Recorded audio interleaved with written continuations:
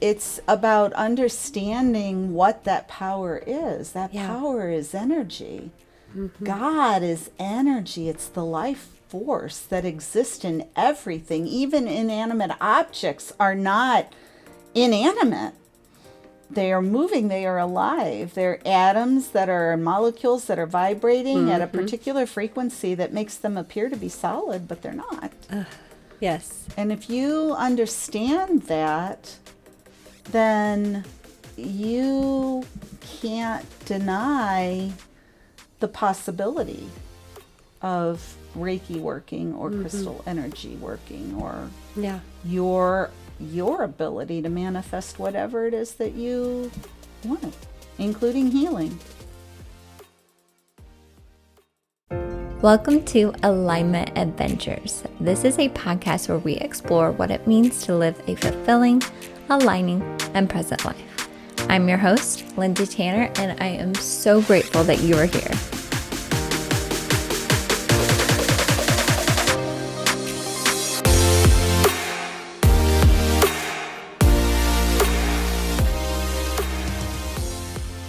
Hello, my loves. I'm so excited that you are here today for another amazing, incredible interview. It has been too long since I've had an interview, and you all know that I love bringing you diverse perspectives on what it means to live an aligning, fulfilling, and present life.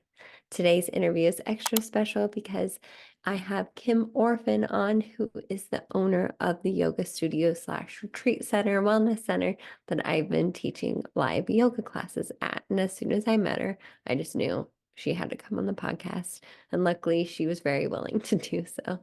She just inspires me so much. And I hope this is what you take away from this episode, along with so many other things, to just fully follow your passions. Just like go after the things you're dreaming of doing.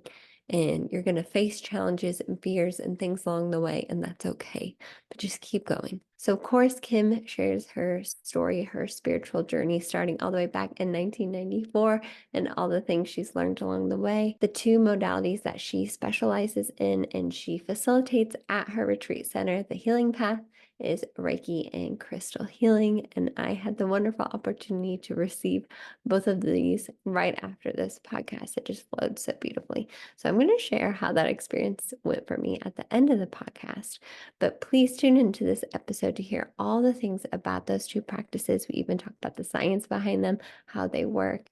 And she just shares so much of her wealth and knowledge when it comes to being on this path and having that sense of remembering and working through the unknowns. And one thing that she mentioned that I just absolutely love the way she described this is having the willingness to suspend your disbelief.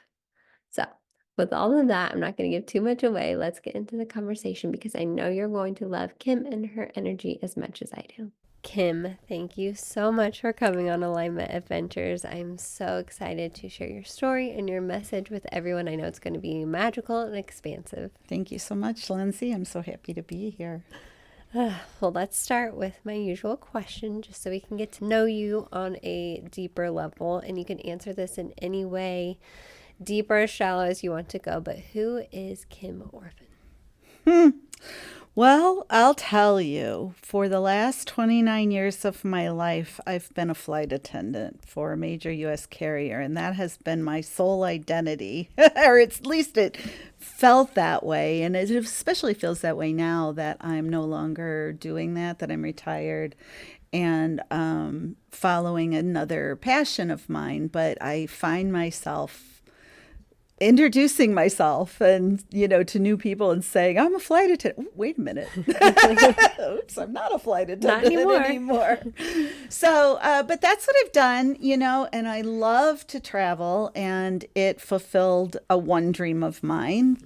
Allowed me the ability to do that, and I've retired with full benefits, so I can continue to do that as my time allows. But going forward, I am pursuing, as I mentioned, another dream.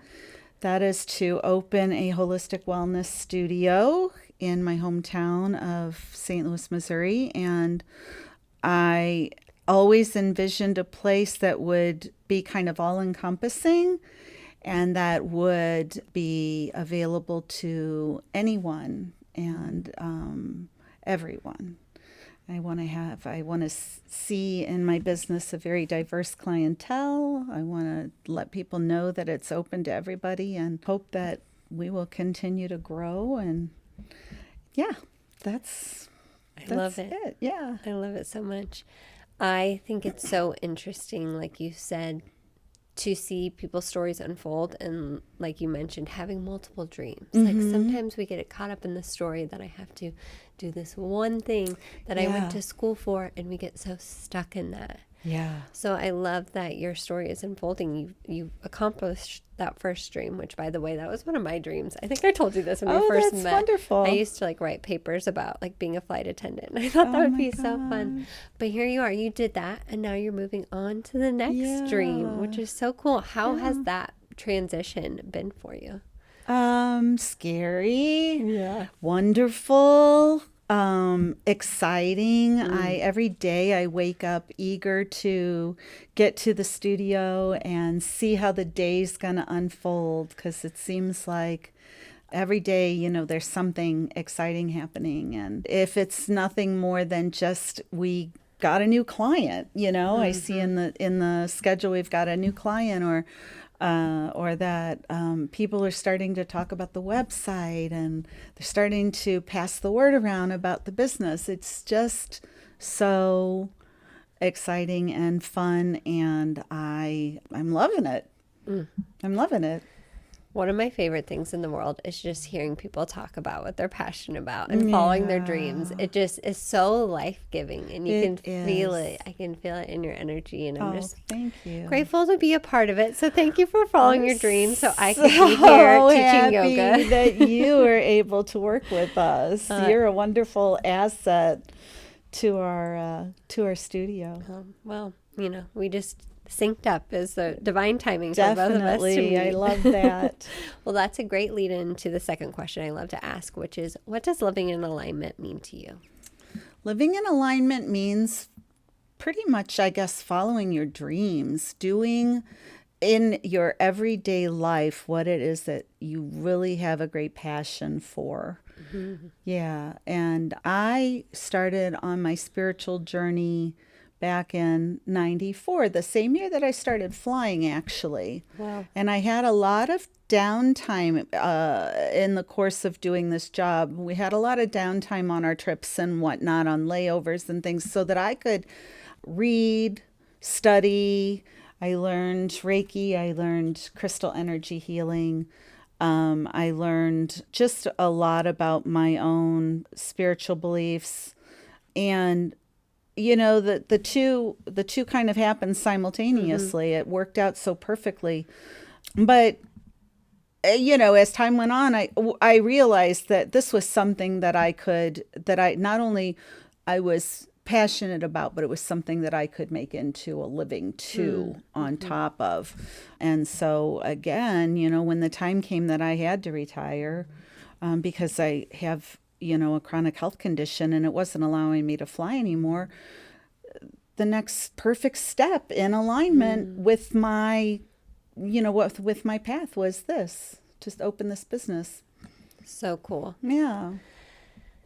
I love talking about like just following your passion. And I think sometimes a lot of people don't know what that is yet, or they're still trying to discover. Yeah. So how did you find interest in this? So you said you started when you initially were flying. Had it always been an interest of yours, like spirituality and all of this, or did it just kind of fall into your lap? I was a self-proclaimed atheist for a long, long time, and that was because I had really bad experiences with traditional organized religion in my childhood. And so in 94, I took a vacation out to California to visit one of my cousins who was living out there. And she had a book on her nightstand called The Celestine Prophecy. And she had suggested that, and she had also suggested to me that I read Neil Donald Walsh's Conversations with God, the first book one. And I did, and I was just blown away by the ideas that were presented in these books that kind of fall in line with what you're taught in church, but not really at all at the same time. They do suggest that there is a higher power, and that it is a creative power energy, and that it created all that we know. But it doesn't suggest, or in fact, what's the word that I'm looking for, that it kind of not contradicts, but says that in fact this is a benevolent God, not a God that seeks justice and seeks to judge you and make you wrong.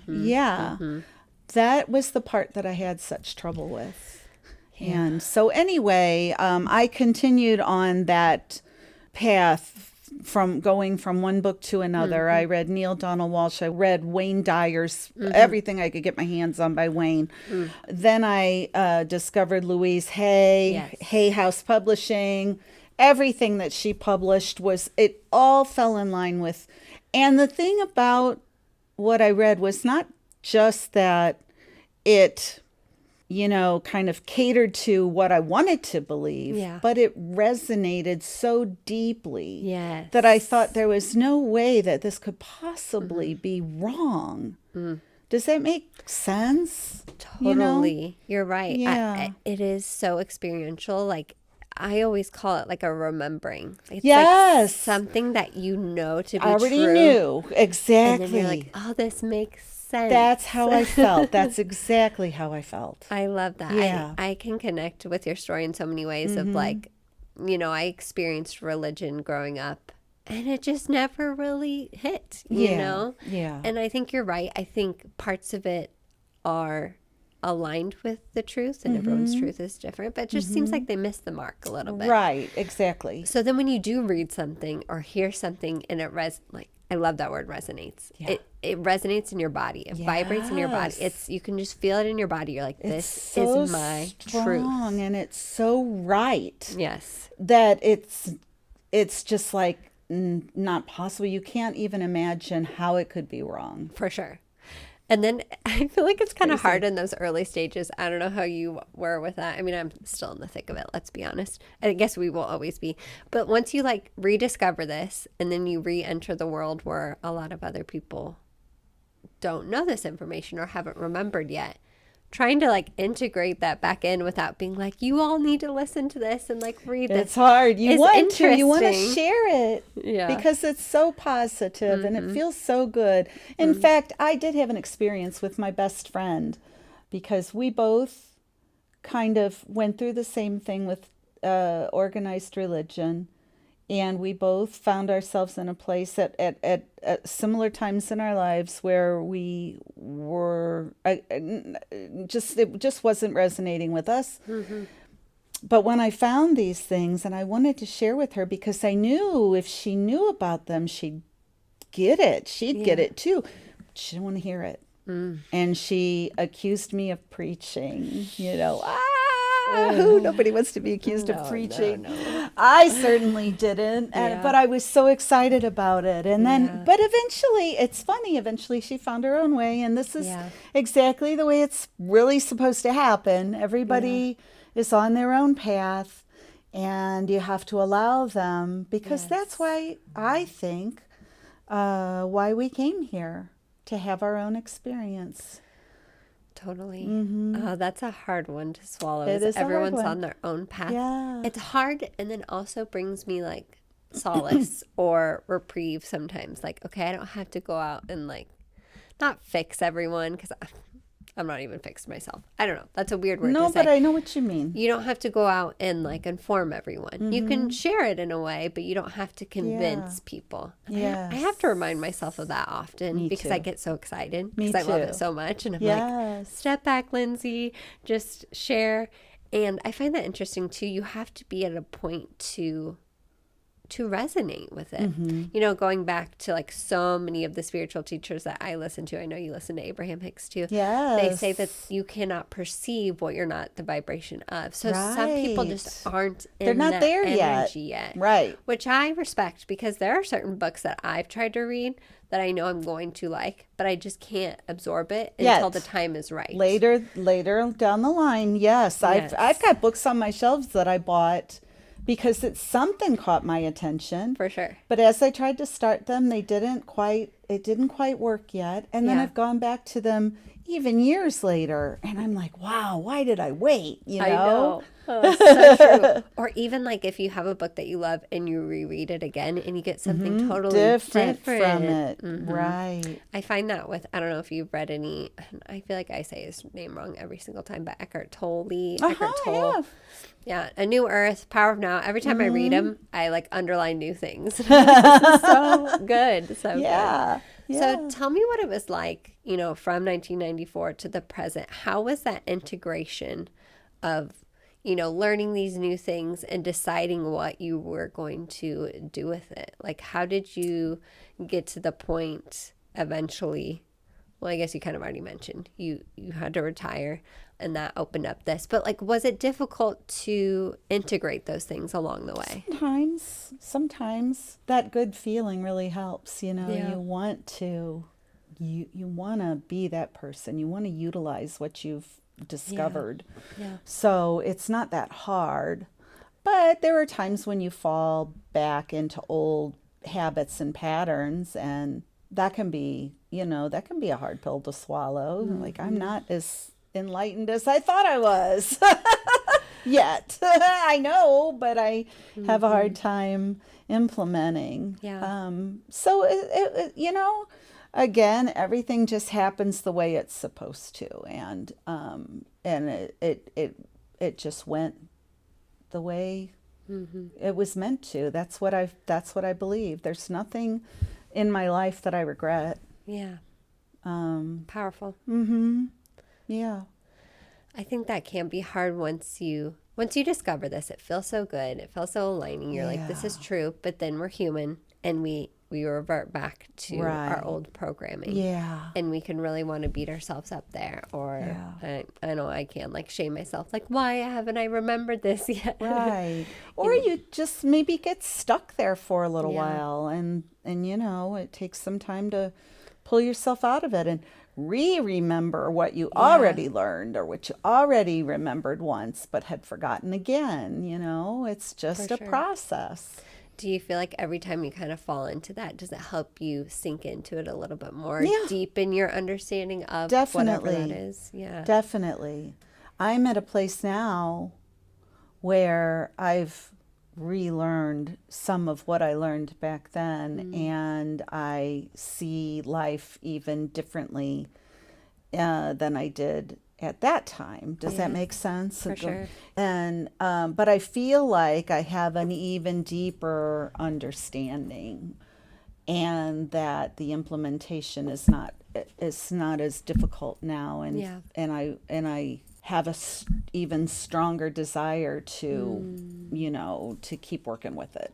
Love that. Yeah. I've heard a lot of people describe it as like we're on this spiral.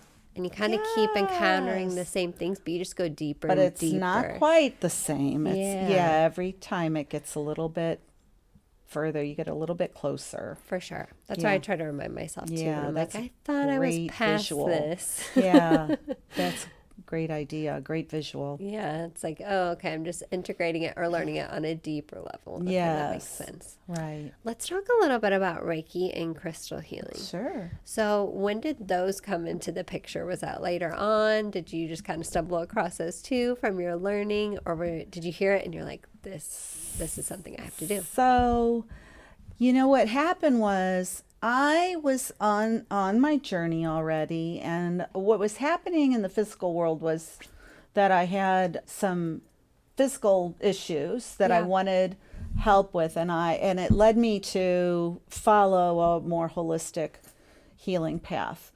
And so I had a horse at the time.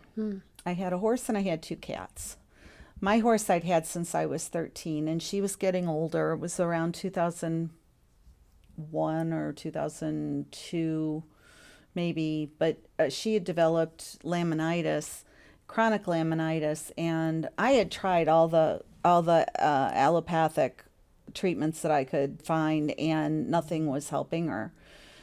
And then one day I was reading a book by Dr. Oh my goodness, his first name is going to escape me, but his last name, Marty Goldstein. He's a veterinarian out on the East Coast. And he'd written a book about, holistic care for animals. And in the back of that book was a list of resources. And he mentioned a woman named Susan Gray. I'm going to tell her to listen to this podcast because I've become friends with her since then. I love it. She did energy work. And I enlisted her to send Sunny, my horse, an energy treatment. And what happened was that I had a vet that had been caring for her who told me I should really consider putting her down because this wasn't getting any better. And then I had the energy treatment, and I called out a different veterinarian to give me a second opinion. And he said, well, Kim, he said, it looks to me like she's on the mend. I would just keep doing what you're doing. Wow. That's amazing. I know. Completely different I know. diagnoses. Now, in all honesty, she never did fully recover from the laminitis, but I found on this path, I found another option, and that was letting the horse go barefoot, which I didn't know anything about, and it's become a big deal now. Letting the horse go barefoot and trimming differently. Wow. So that the angles of the hoof were such that the bone inside the hoof, there's a bone that called the coffin bone, would be positioned properly again. This was what was causing the laminitis. Years and years of putting shoes on her. Ugh. And so I found somebody in the area. It wasn't being done much. I found somebody in the area who did this particular kind of trimming. We started her on a path. Ultimately, it led to her demise because we didn't know that she had a heart murmur. And part of the program involved taking away all the pain medicines because those are also part of the problem. Starting to do the new trimming and this and that, and then you're literally moving those bones back into place. Wow. And but it's a painful process for the animal, and it pronounced her heart murmur. And so ultimately we did have to put her to sleep. But during the time when she was at this rehab facility, somebody there told me about Reiki. And that was the start of it. Interesting. So I didn't have any more money. I had put out a lot of money for her treatment and for this program. I didn't have any more money to do Reiki treatments on her through someone else. However, a few years later, my cat got sick.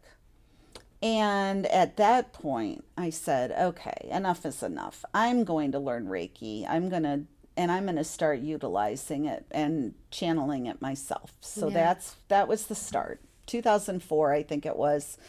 And I became attuned to level 1 and 2. It was years later before I finally got up the nerve to start practicing it, because it took a little bit of time to understand the energy and to understand that it really works. You have to practice it in order to see it. For sure. And I started, my very first client was a dear friend of mine who had terminal cancer. And she ultimately passed, but the effect that the Reiki had on her was so profound by her admission that I couldn't deny. And the experiences that she and I had during the Reiki sessions too, the psychic experiences that we had were phenomenal. And so that really encouraged me to keep going.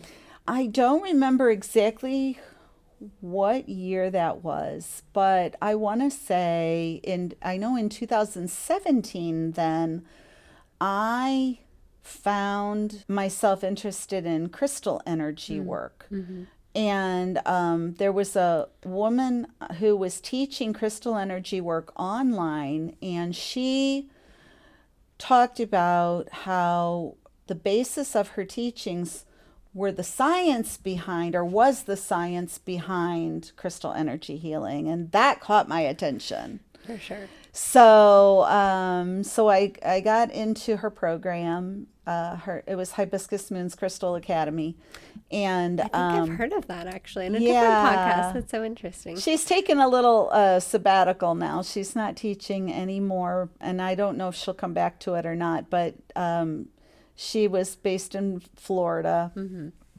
and she would teach online. She'd do live teachings online, and then you could also do the recorded sessions if you wanted. And anyway, it was great. I went through her academy and became a crystal energy master practitioner. Mm-hmm.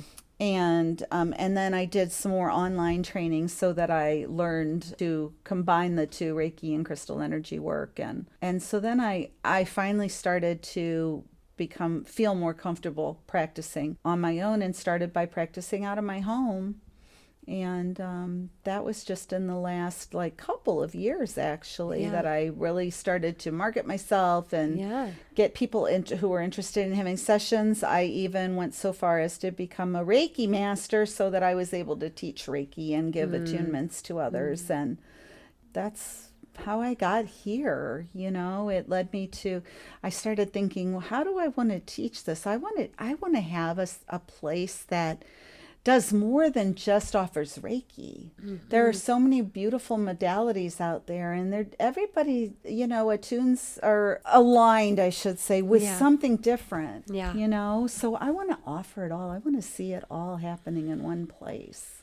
And that's how I got here. Well, thank you for having a place that does offer all those Thank you. modalities, because that's so true. Again, what resonates with one person may not resonate with another Right. person. And I feel like a lot of times that spirituality comes from maybe doing a yoga practice or going to a sound bath, or, all the things that you provide here. Let's talk a little bit about Reiki. So you mentioned science, and it's so interesting. Yeah. I've been doing a few episodes recently where we connect spirituality and science, because I used to be a science teacher, and I just find it so fascinating how science is supporting all the things that the spiritual teachers have been saying forever and No, ever. I love it. It's so cool. And in one episode we talked about, or let's be honest, in many episodes, we've talked about how we are energy, like on an atomic level. Exactly it. We're nothing more than energy. We are nothing more than energy, and it is so mind-blowing. We think we're matter, we think we, are these physical things, which we are from a certain perspective. But at an atomic level, we are just energy and vibration. Right. So I feel like that connects in with Reiki. Can you? It exactly does. That's what Reiki is. It's the life force. And all you're simply doing is you're intending for that energy to channel through you to either yourself or to someone else or to something else. It could be an inanimate object like your computer that isn't working properly. It can be a plant. It can be a situation. It can be in the past or the future. Yeah. And you can channel Reiki to any of those things and have an effect through your intention. I like to, when I start my Reiki practice, I do a very simple invocation. There are symbols that the originator of Reiki saw in a meditative moment when he first discovered the process of utilizing Reiki. And those symbols, if you invoke them, they make the Reiki even stronger, more powerful, and more focused in that area of whatever the symbol represents. And so what I do is I invoke symbols that are applicable to the situation that I'm going to be dealing with. And then I say, Reiki, thank you for flowing to all aspects of the being, whoever or whatever, what it is that I'm channeling to.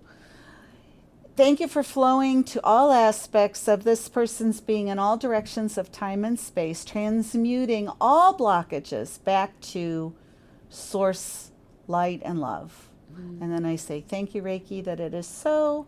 Amen. And then I invoke the symbols one more time on the other side, just by saying them. Yeah. And that intends that the highest good will happen, that it'll remove all blockages. Reiki, interestingly enough, is an intelligent energy. It's source. Yeah. It's source energy, and it knows where it's needed. So it flows. You don't even have to. Initially, when Reiki was first practiced, it was believed that you had to put your hands wherever, which is how the Reiki flows, through your hands. Yeah. Put your hands wherever it appeared that there were blockages or there was a problem. Yeah. But that's not really necessary because of the intelligence behind Reiki, and it knows where it needs to go. So typically what I do, and the other thing that was done originally was that you actually touched a person or you touched the thing. Not necessary. In fact, Reiki can work from a distance. It can work remotely. You do that by invoking one of the symbols, a particular symbol, and they're secret. They're kept secret. Yeah. Just to keep the energy as pure as possible. That makes sense. And so if you decide you want to become a Reiki practitioner, then what happens is you go through a ceremony with a Reiki master and you become attuned to the energy and you're given the symbols. Yeah. And you learn about them and their names and how to draw them and all these different things. But essentially what it boils down to is your intention. And you send the energy with the intention that it'll go where it needs to go, and it'll remove all blockages or transmute them back to source energy. And that's essentially it. And it works, I think, the same way that crystal energy works. Yeah. Crystals vibrate at very high levels. Mm-hmm. All of them a little bit different. Each one can be kind of aligned with a particular ailment, or that it works for a particular ailment better than others, or an issue, or whatever it is you're dealing with. But when you bring the crystal into the proximity of the blockage in your energy field, on your body, you can even do what are called crystal grids. You can lay out a grid on a piece of paper or on a table or whatever. You bring it in proximity of the energy field of the issue, and the higher vibration of the crystal entrains with the lower vibration of the blockage and raises it. And kind of I don't want to, purifying isn't the right word, but it's just like, it just raises it. It starts to vibrate at a higher level then, and it eliminates the blockage. Wow. Yeah.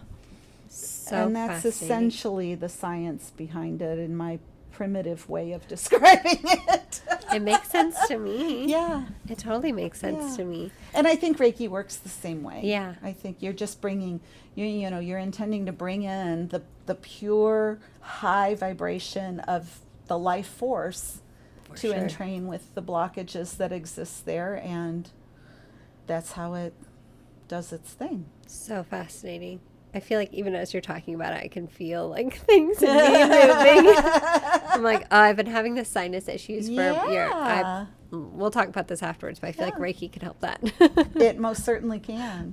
Yes, I'm feeling it on my Just a body. couple crystals you could lay there every night when you're relaxing in bed or whatever, and that'll help. No, we'll have to talk about that for sure. Yes. So fascinating, though. Like the power of intention, the power of tapping into that energy. And I hate to go, sometimes I feel like I go down the rabbit hole of like, this is what like modern medicine and therapy has been missing.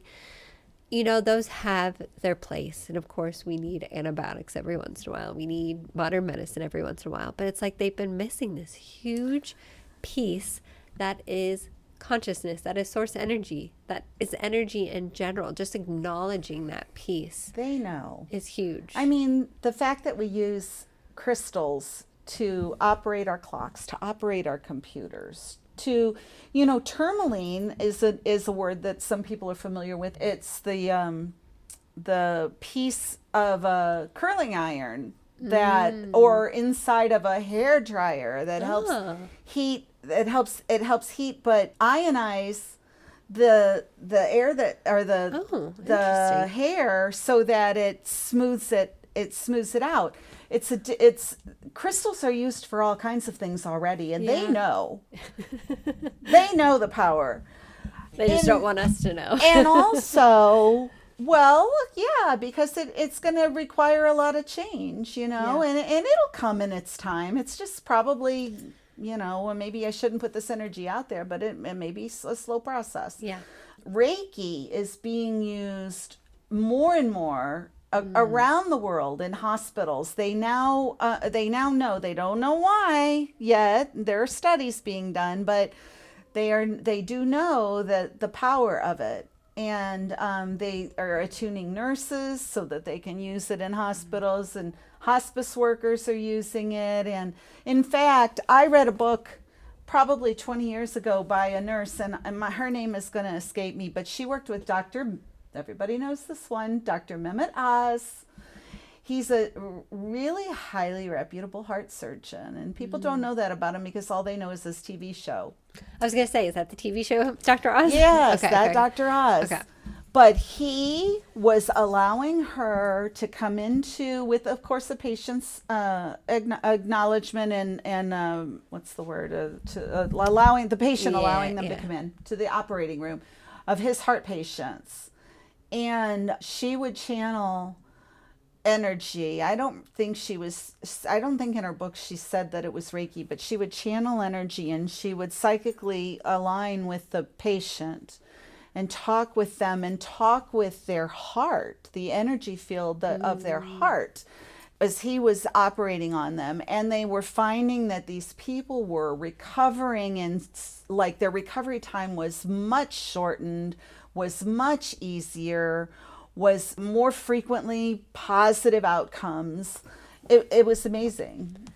Full body chills as you're saying that. That is so cool. What is this book that I have to find it. I think I might have lent it out to somebody, and I don't even know if I have it on my bookshelf anymore, but I will find it. It was written by one of the nurses that worked with him for a long time. That is so interesting to hear. Yeah, that's a very high-profile doctor, and to hear that he was using that modality. I wish that he would talk more about it himself. Well, like you said, I do see things shifting more and more. Even like we talked about this, I feel like the first time we met, I go into Target and I see like more crystals or more books on like even like witchy practices, I say, of just like connecting with the earth. Like I'm seeing these things more and more. So it seems like consciousness as a whole is shifting that way. Definitely is. But it definitely is. I know my mind is like, can we just get there? I'm very impatient sometimes. In our lifetime, I would love to see that. But I appreciate the changes that we are seeing, and totally, it's a wonderful thing. Well, you're a huge part of that, and I like to think I'm a part of that too. We're all doing definitely our part to raise the vibration. So let's talk a little bit more about Reiki and crystal healing. Yeah. It sounds like it can be for most anything. It is. But like, what are the most, would you say, common reasons that people seek out Reiki or crystal healing? I would say probably emotional issues. For some reason, people seem to feel more comfortable about the idea that Reiki can help their emotional issues than physical issues. And I think that might be the reason why sometimes we don't always get the results that we're hoping for with physical issues, because we sort of, in our mind, we sort of are a little bit still skeptical that it can really do any good. But it does, and it's been seen, it's been noted time and time again. Yeah. So, but yeah, I would say probably emotional issues and just situations. Yeah. Like relationship issues and that sort of thing. A lot of times what happens with Reiki when you channel it, and you do so without any specific expectations, you have to allow for the highest good to happen. things will change that you never imagined could change. The things that happen might be what you wanted to happen and better. Yeah. And you never even imagined how it would work out, but it just does. Yeah. Let me give you an example. I one time, this is another thing that I like to do. I like to practice saying, my life is abundant, my life is abundant, my life is abundant, especially when I'm feeling like my life is not abundant. And then I remind myself to say this. And well, one time, it was when Sonny was really sick, my horse. And I had no money. I had just put my money, and I was out of work on an occupational at the time, so I didn't have any money coming in either. And I remember a particularly down moment, and I said, I don't know where in the world. Now, mind you, let me say I was out on an occupational, and the attorney had said this is going to take a long time to get to, so don't expect anything to happen anytime soon. I was feeling really down that particular day, and I just said, you know what? I know it's all going to work out. My life is abundant, and God is taking care of it. And I got a phone call within like 15 minutes from my attorney saying, you're not going to believe this, but I ran into the company's attorney, and they want to have a hearing on this right away. Wow. And the case was settled. I went like 2 weeks later to Chicago to the court, and the case was settled, and I ended up with my settlement money and more than I expected. And so there you go. It's just like I couldn't imagine where in the world the money was going to come from, what was going to happen, and there it was. Thank you for sharing that. There it was. Our minds need those like tangible examples. And I love hearing magical moments like that, where all it takes is that shift in your attention, your focus, and it just appears. And it happens. It really happens. If you just, I like to call it, do you remember, I remember when I was in English lit classes, there was this concept that we learned about reading fiction that's called the willing suspension of disbelief. You willingly suspend your non-belief or your lack of belief that anything, especially for like, let's say science fiction works, you willingly suspend your disbelief so that you can really engage in the story and enjoy it. Yeah. It's the same concept you use with Reiki and energy healing. If you willingly suspend your disbelief, we're not saying you have to believe. We're saying you just set it aside for a little while and be willing and open to see what happens. It will happen. It will happen. So powerful. So I love the way you worded that. Yeah. Because I talk about that a lot too, like just being open and curious is like one of the most powerful energies you can be in. Yeah. And I find that hard too sometimes, just because we're so used to our default mode, and it's hard not to have expectations. Yes, sometimes. You said dropping expectations is a part of Reiki. It is. So interesting. One of my favorite spiritual teachers, it's actually one of my mottos for 2024, is follow your passion without insistence on the outcome. Dropping expectations, which is so hard. Yes. But again, I feel like just takes practice, but it goes to show the power of that. Set the intention, you are abundant. Yes. And then let it go. And just wait to see what happens, because it will happen. It will happen. The universe always provides. Just building that trust. It's like a muscle. Yeah. Just. I think that's the faith that organized religion touts so much, but it's not about believing in, some sort of all-powerful, it is and it isn't. So all-powerful entity that, again, is not benevolent. Yeah. It's about understanding what that power is. That power is energy. God is energy. It's the life force that exists in everything. Even inanimate objects are not inanimate. They are moving. They are alive. They're atoms that are molecules that are vibrating at a particular frequency that makes them appear to be solid, but they're not.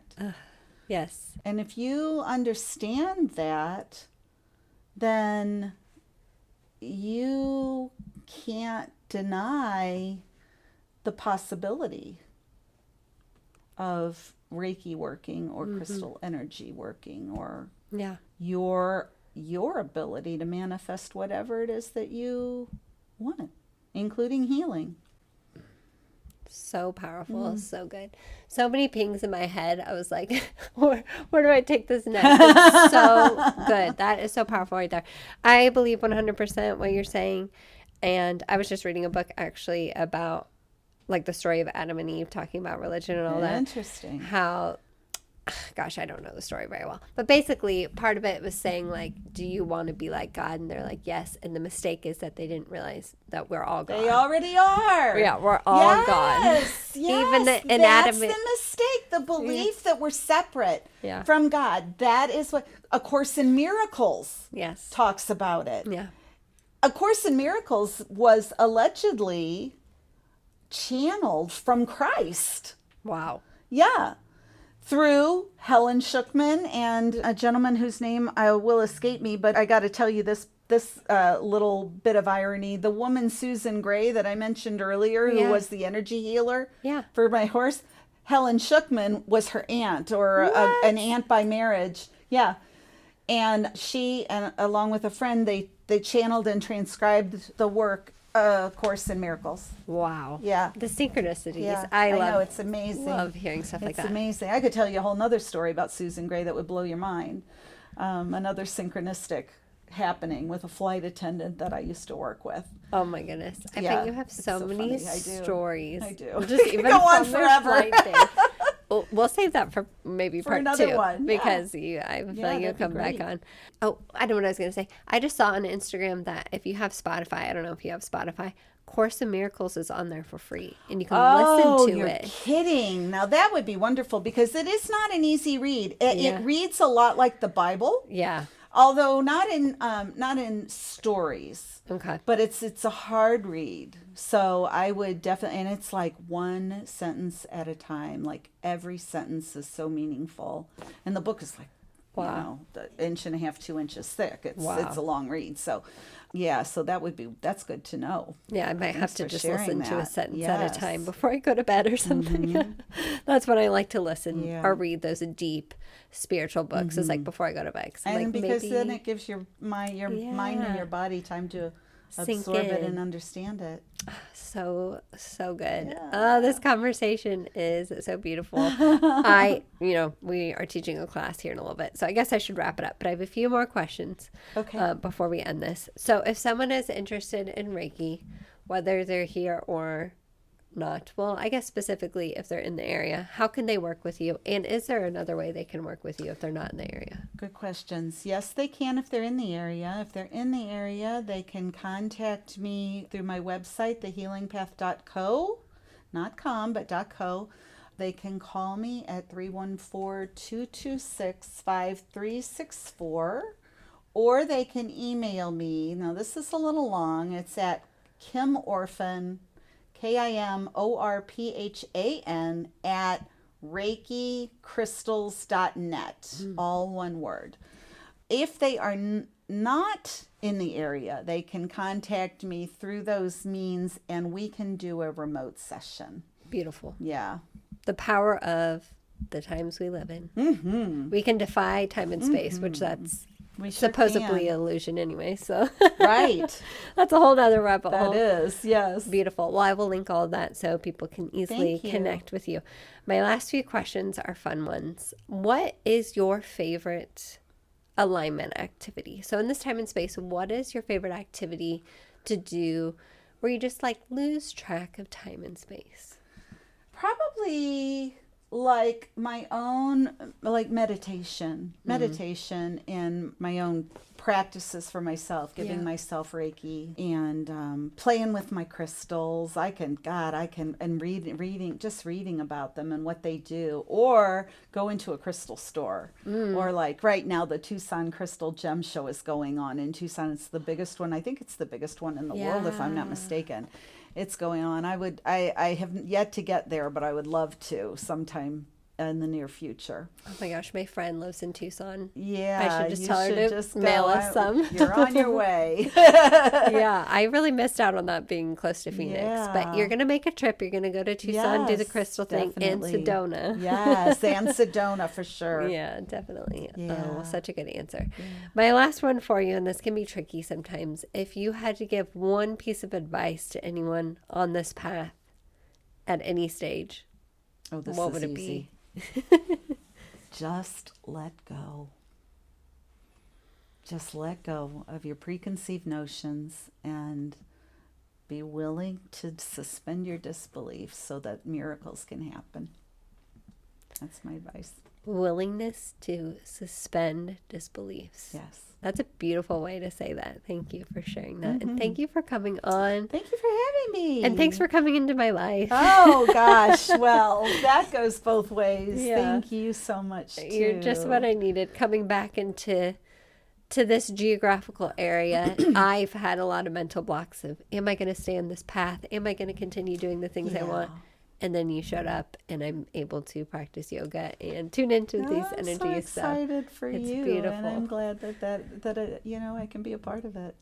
Well, thank you so much. I'm sure you'll come back on. I will. I would love to come back on. Thank you. Kim, again, thank you so much for coming on the podcast. That was such a special conversation. I didn't even mention this at the beginning, but the way that this opportunity flowed into my life was one of the most beautiful synchronistic opportunities. And our first conversation was just like this. Like when I met her for the first time, we had a conversation almost exactly like the one we had on the podcast. We just didn't have microphones recording it, and we just connected right away. So beautiful. Thank you so much for allowing me to come into your space and teach yoga. So if you're interested in any of the things that Kim mentioned, go to thehealingpath.co and you can check out the classes. You can book a session. There's massages, Reiki, crystal healing, yoga, sound baths, all the amazing stuff. Or if you want to contact Kim directly, she gave you her number, which is so beautiful. I'll repeat that for you. It's 314-226-5364. And of course, I need to share how my Reiki session went with her. So as you guys know, I've been struggling with sinus issues since April. Well, let's be honest, my whole life. I've had like allergy sinus issues since I was a little girl. But really this last year, I've had to take antibiotics, like I don't even know how many times for sinus infections. I'm just over it. I'm so over what that does to my body. I'm just really trying to heal myself. And when she was talking about Reiki, I just got the ping. I was like, that's what I need. Like, I need some kind of energetic intervention here with my sinuses. So she did her work on me, and I can't even really describe everything that happened, but I could just feel waves of energy like pulsing through me as she was doing what she talked about in the podcast. And I'm going to be completely honest, my sinuses haven't been this clear in a long time. It's not perfect. I still felt a little bit in like one of my sinuses right under my eye, just a little bit, but I can fully breathe in and out of my nose. I'm sure you can hear it in my voice. I don't sound as congested. It's just incredible what that did for me energetically. And like I said, having that willingness to suspend your disbelief is so useful when it comes to things that you're struggling with, whether it is physically, emotionally, mentally, spiritually. Just have that willingness to suspend your disbelief and be open to all possibilities when it comes to healing yourself. And that is why she's created the Healing Path. So if you are new here, please subscribe. We have new episodes pretty much every week. I don't know if I can keep that cadence up, and I appreciate all of you being patient with me and sticking around for these episodes as they come out, whenever they come out now. It's not every Monday anymore. It's looking like it's going to be Wednesdays, but we'll see. But please subscribe if you're new here. It's either interviews or solo episodes where I share what's going on my alignment adventure, but we're always talking about what it means to live an aligning, fulfilling, and present life. Please share this episode with anyone that you think needs to hear this message, and share any takeaways with me over on Instagram at Lindsay with an A, M as in Michelle Tanner. You can follow along with me there. I post all the things, and you can also go and check out my YouTube channel. It can be a little confusing, but I have a YouTube channel for the podcast. It's called Alignment Adventures Podcast, where I share the audio there, and sometimes we have the Zoom of the recording if we had one from an interview.